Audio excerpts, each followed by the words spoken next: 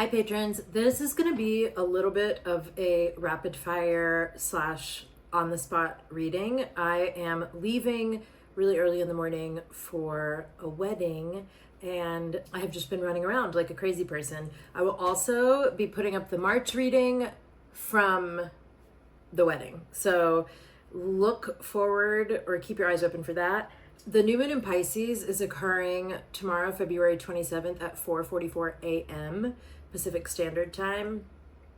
The new moon in Pisces is quite magical. She's very intuitive, she's very artistic, she's very psychic, and it's this weird glimpse of hope in the midst of everything that we're experiencing. And it's the going over the hill of the roller coaster moment, because March is the drop. March is going to be a tricky month. March and September of 2025 astrologically are a little nuts, but remember that everything that's happening is ultimately for everything to get cleaned up and for the greater good. I think actually that what will happen in March will be in like-minded people's favor. We'll talk more about that in the March reading. The new moon in Pisces is this little bit of respite before that madness. So it is important for you to focus a bit on what it is you want to bring in. And I also will say that the new moon in Pisces is asking you to connect to your intuition and to your delusion a little bit. Pisces is associated with Neptune. We also have the North Node shifting into Pisces on March 1st. So there is a lot of hazy, almost underwater feeling energy.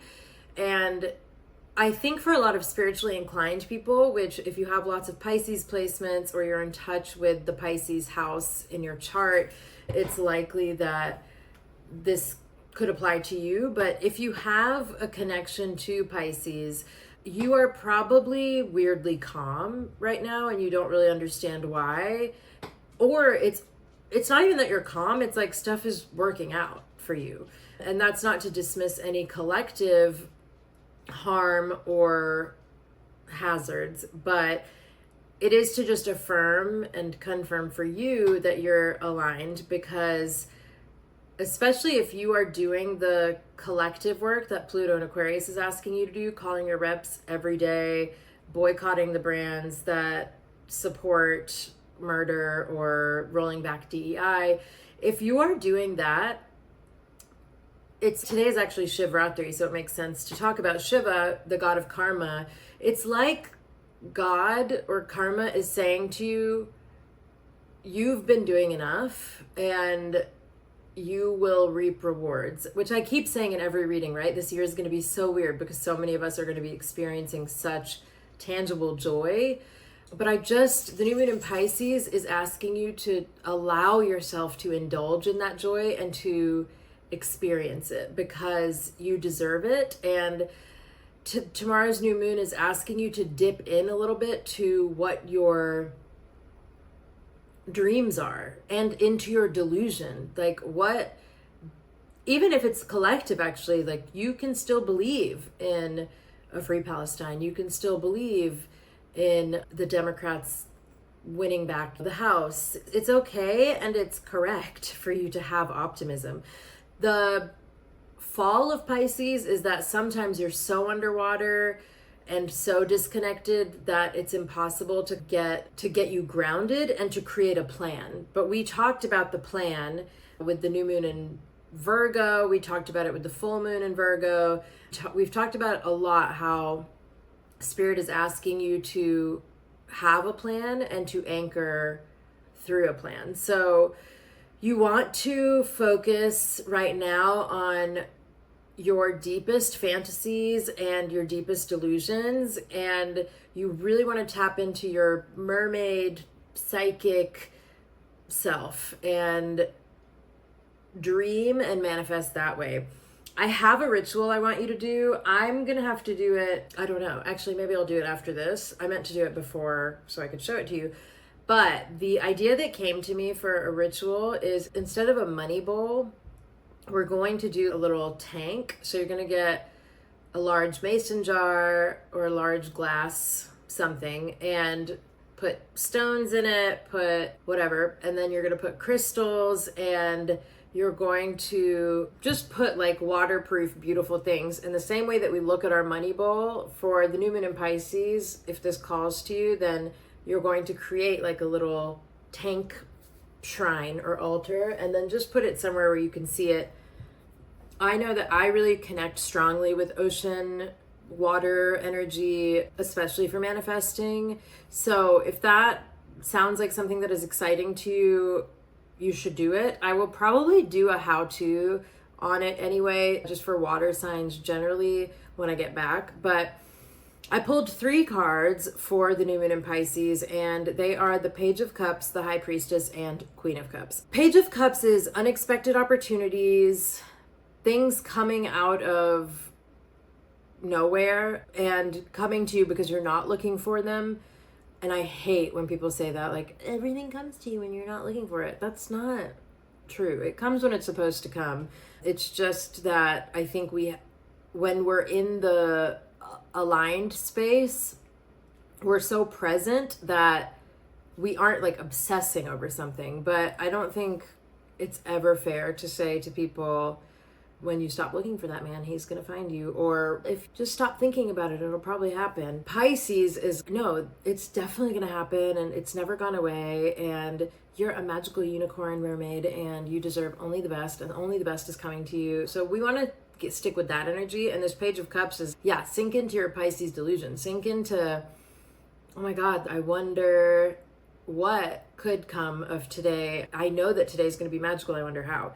And then we have the High Priestess. The High Priestess is a Pisces card. It's also ruled by Neptune. It rules intuition. It's number 2 in the deck, and therefore is Major Arcana, which means this is really important. You really want to, I know you're tired of me saying this, but you have to tap in to the spiritual world. You have to start meditating.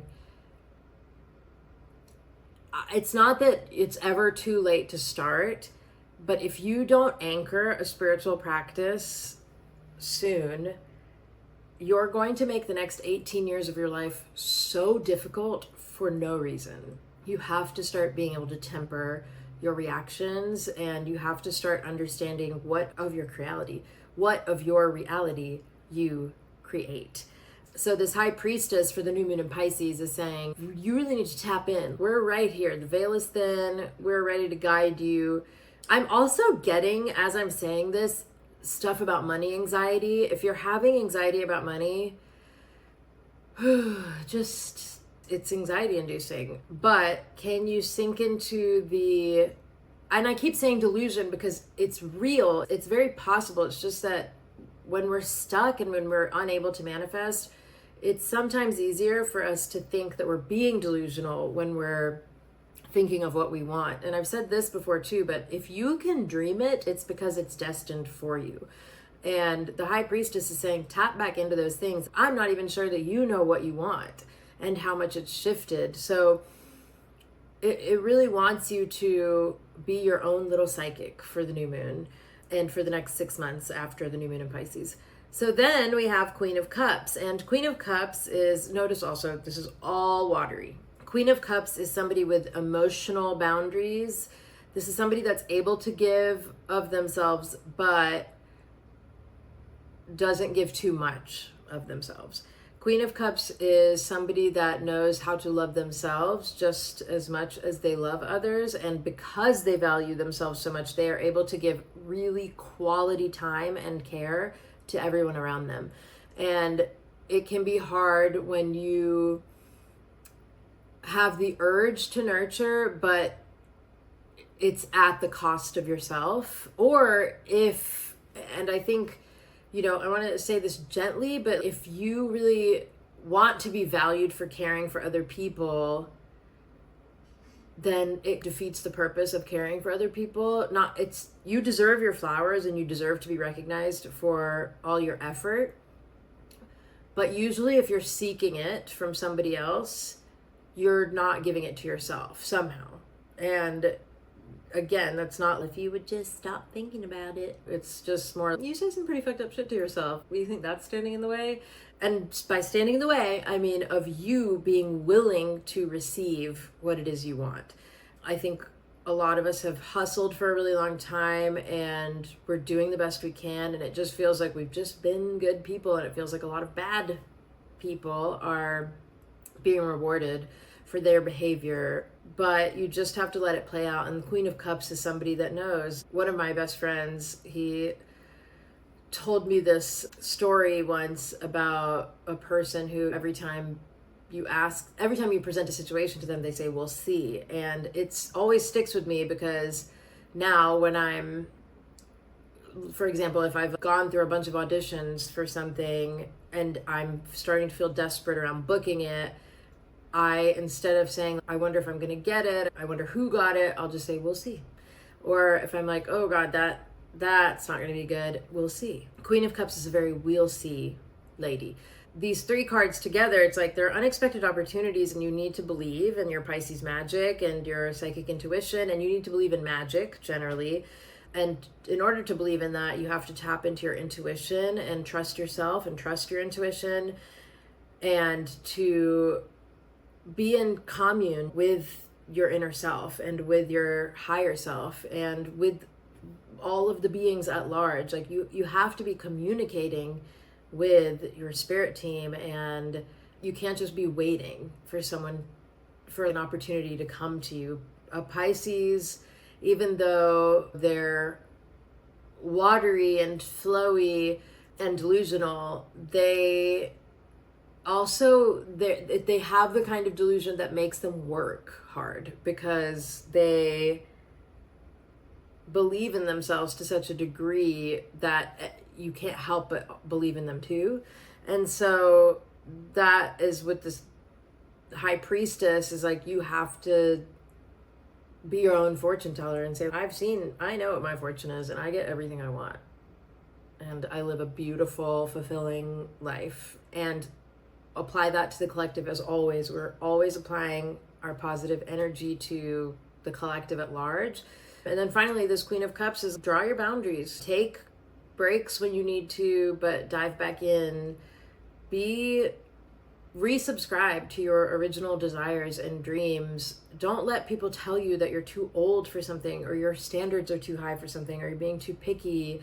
Tap into your delusion and have fun with your life. What? You have to have fun being alive. It's so silly to just be miserable all the time. And I know miserable things are happening all the time, and you have to have joy on top of that, because miserable things have been happening forever. And we have too much collective knowledge to not pursue both a life of justice and joy. So I think that's the overall message. I know this reading is a little short, but I think in general, this is about really trusting your intuition, making that little water tank if you want to. I will show you mine when I've done it, and trusting the process.